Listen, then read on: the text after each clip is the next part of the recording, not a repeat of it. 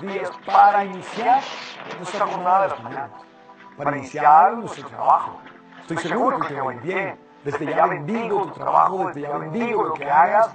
Pido a Dios que las cosas te resulten y que puedas sonreír y que puedas estar contento en medio de todas las situaciones difíciles que puedes tener. Déjame y te bendigo en este momento, déjame y oro por ti, y tú también me mandas bendiciones de casa, y tú también oras por mí desde casa. Esto es un compromiso mutuo, ¿verdad? Yo oro por ti, yo suplico al Dios de la vida que te bendiga, y espero que tú también lo hagas por mí. Padre Dios, en esta mañana, te entrego a cada una de las personas que nos están viendo, te entrego a cada una de las personas que están allí. Tú conoces su realidad, tú conoces sus dificultades, tú conoces sus problemas, tú conoces las bendiciones que tienen, tú conoces las situaciones que están soportando y las que están gozando. Y en este momento, Padre, te quiero dar gracias por todo lo bueno que hay en la vida de estas personas. Te quiero dar gracias porque tienen salud, porque tienen familia, porque tienen trabajo, porque se sienten amados. Te quiero dar gracias, Señor, por todo lo bueno que tú haces en la vida de cada uno de ellos, porque tú los acompañas, porque tú no los abandonas, porque tú no los dejas. Gracias, Señor, por cada bendición que les das. Pero de manera especial, Señor, quiero interceder por sus vidas. Tú sabes qué están viviendo y sabes qué necesitan. Y en este instante, yo quiero suplicarte que tú les concedas eso que ellos necesitan. Dales lo que a ellos les hace falta. Dales lo que ellos requieren para la vida. Glorifícate en ellos. Glorifícate en su trabajo. Glorifícate en su esfuerzo diario. Y llénalo de tu amor y llénalo de tu paz. Yo confío en ti, Señor. Yo creo en ti. Yo espero en ti. Llénalo de tu alegría. Llénalo de tu gozo y llénalo de tu amor. Tú que eres maravilloso. Tú que eres grande y poderoso. Concédeles todo lo que te están pidiendo. Bendícelos hoy y siempre. Y bendícelos a todos. Amén. Hoy quisiera compartir con ustedes un texto que a mí particularmente me anima. Hay días en que amanecemos con dificultades, con problemas. Hay días que tenemos situaciones que no son fáciles. Hay días que tenemos situaciones complejas, ¿verdad? Y que necesitamos la ayuda de Dios. Y que necesitamos la bendición de Dios. Y que necesitamos que Él nos anime. Y este texto me gusta. Ustedes saben que si hay alguien que padeció por ser discípulo, que padeció por ser apóstol, es Pablo de Tarso. Tú sabes que si hay alguien que vivió las consecuencias de anunciar a Jesús en medios hostiles, fue Pablo. Le tocó duro, le tocó difícil. Muchos lo hicieron sufrir, prisión, látigo, hambre, muchas cosas tuvo que vivir Pablo. Y él nos da este texto que yo quiero compartir con ustedes. Está en 2 Corintios, capítulo 4, del versículo 7 en adelante. Mira lo que dice. Pero tenemos este tesoro en vasos de barro, para que la excelencia del poder sea de Dios y no de nosotros. Esa es una afirmación bella. Pablo deja constancia que el Evangelio, que es tesoro, que el Evangelio, que es lo más valioso, lo llevamos nosotros, que no somos nada. Lo llevamos nosotros, que estamos llenos de errores, de equivocaciones, de dificultades. Pablo es consciente que el Evangelio, que es el mejor de los tesoros, lo llevamos nosotros, que tenemos tantos problemas y tantas dificultades en la vida, y tantos errores que cometemos. Por eso, dice Pablo, pero tenemos ese tesoro en vasos de barro, para que la excelencia del poder sea de Dios y no de nosotros. Y luego sigue diciendo en el versículo 8, estamos atribulados en todo, mas no angustiados. ¿Sí? A veces estamos atribulados. A veces tenemos problemas con la esposa, problemas con el esposo, problemas con los hijos, problemas en el trabajo, problemas con el dinero, problemas con uno mismo. A veces estamos atribulados. Pero dice Pablo, atribulados, mas no angustiados. Porque tenemos esperanza. Se angustia el que no tiene esperanza. Se angustia el que no confía en Dios y cree que todo depende únicamente de sus fuerzas. Pero el que sabe que hay fuerza de Dios, poder de Dios, entonces ese no se angustia. Entonces estamos atribulados, sí, acorralados por tantas situaciones, pero no angustiados, en apuros, mas no desesperados. Claro, hay cosas que son urgentes, que hay que responderlas ya y que uno quiere solucionarlas ya. Pero ojo, no desesperados. No hemos perdido el horizonte, no hemos perdido el norte. Sabemos que tenemos que actuar ya, sabemos que hay que hacerlo pronto. Nos sentimos un poco tensos porque hay que responder a esa situación ya. Pero sin perder el norte, sabiendo que el Señor de la vida está con nosotros. Perseguidos, mas no desamparados. ¿Sí? ¿Sí? Nos sentimos perseguidos a veces. Sin tener paranoia, sin tener exageraciones, complejos. Pero a veces nos sentimos de verdad perseguidos. Yo lo he experimentado. Gente que te ataca por una cosa, te ataca por otra. Y bueno, ¿qué corresponde? ¿Qué corresponde allí?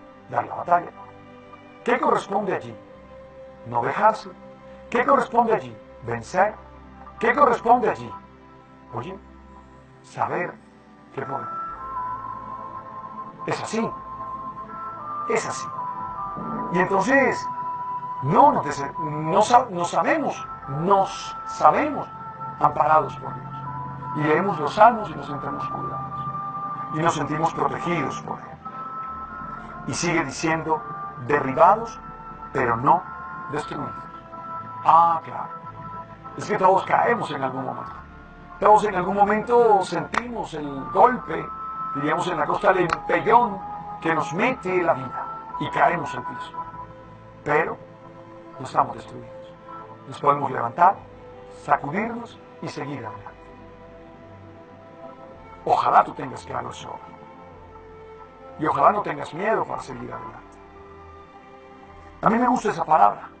Me inspira esa palabra. De 2 Corintios capítulo 4, versículo 7, el versículo 9. Tenlo en el corazón. Ten esa palabra, vuelve a leer hoy. Y anímate. Da lo mejor de ti. Esfuérzate. Que Dios está contigo. Que Dios no te deja. Que Dios no te abandona.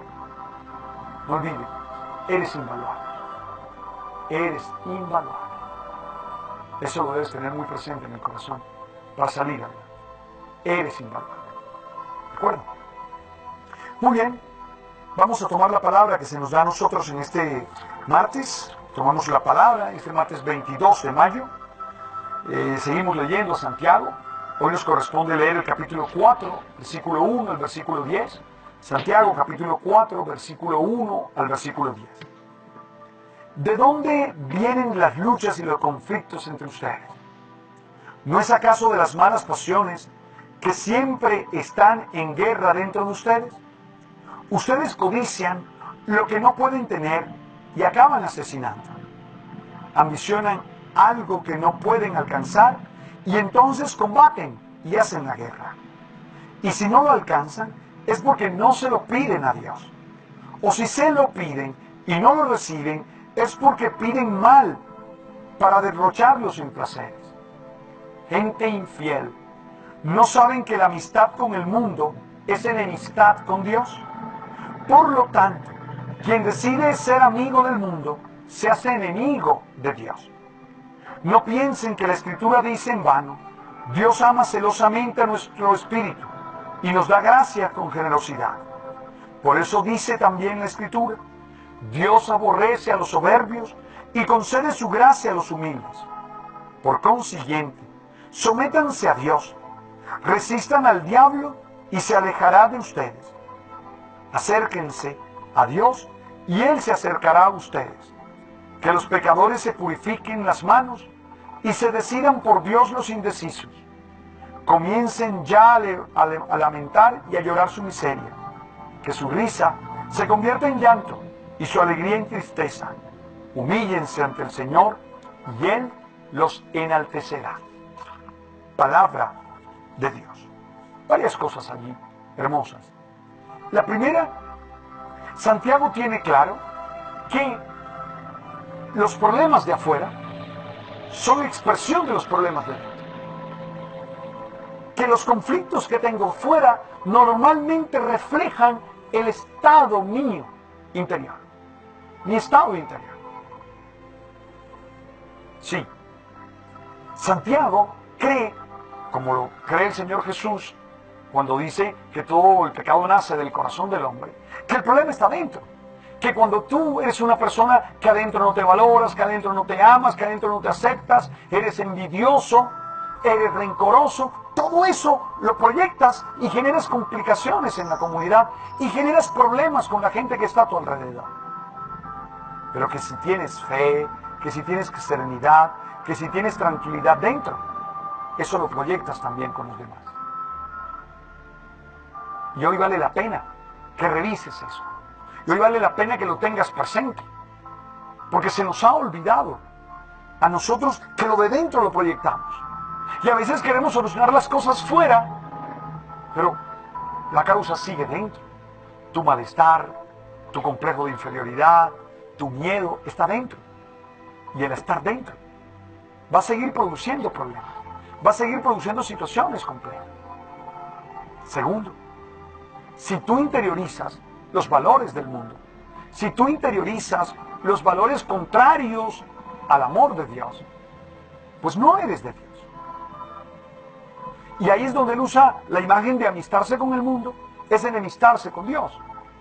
Porque él se está refiriendo a que nosotros tenemos que vivir a la manera de Jesús, no desde los valores de una sociedad que ha perdido todo sentido solidario, que ha perdido todo sentido de ayuda a los demás. Esto es claro. Y ojalá hoy lo tengamos diáfano en nuestra mente. Y ojalá hoy lo podamos saber. Y ojalá hoy lo podamos entender. Tú, si comienzas a vivir con los valores del mundo, ¿cuáles son los valores del mundo? Fama, poder, placer, ambición. Si tú dejas que eso sea lo único que a ti te mueva, no eres de Dios. Y vas a generar muchos conflictos. Y vas a generar muchos problemas. Y vas a generar muchas situaciones complejas. Por eso, acércate hoy a Dios. Busca hoy a Dios. Y vive a la manera de Jesús. Y vive según los valores del proyecto de Jesús. Asúmelos como tuyo. Y si lo asumes como tuyo, seguro saldrás adelante y seguro podrás ganarle a todo. ¿De acuerdo? Tómenos el Evangelio. Es el Evangelio de Marcos, capítulo 9, versículo 30 al versículo 37. Jesús y sus discípulos atravesaban Galilea, pero él no quería que nadie lo supiera porque iba enseñando a sus discípulos. Les decía, el Hijo del Hombre va a ser entregado en manos de los hombres. Le darán muerte y 3 días después de muerto resucitará. Pero ellos no entendían aquellas palabras y tenían miedo de pedir explicaciones. Llegaron a Cafarnaúm y una vez en casa les preguntó, ¿de qué discutían por el camino? Pero ellos se quedaron callados porque por el camino habían discutido sobre quién de ellos era el más importante. Entonces Jesús se sentó, llamó a los 12 y les dijo, si alguno quiere ser el primero, que sea el último de todos y el servidor de todos. Después, tomando a un niño, lo puso en medio de ellos, lo abrazó y les dijo, el que reciba en mi nombre a uno de estos niños, a mí me recibe. Y el que me recibe a mí, no me recibe a mí, sino a aquel a quien me ha enviado. Palabra del Señor. El padre Gustavo Meza lo explica muy bien. Dice el padre Gustavo Meza lo siguiente. El Evangelio de Marcos fue redactado pensando en sus lectores cristianos provenientes del paganismo, quienes habrían de entender que se tenían que diferenciar de las convenciones de la cultura del entorno en que vivían. Por eso, en el texto, Jesús expone el misterio de la cruz, que es de hecho el que los debe guiar en su vida diaria. Sí, si nosotros queremos ser verdaderamente cristianos, nos tiene que inspirar el espíritu de la cruz y no el espíritu del triunfalismo.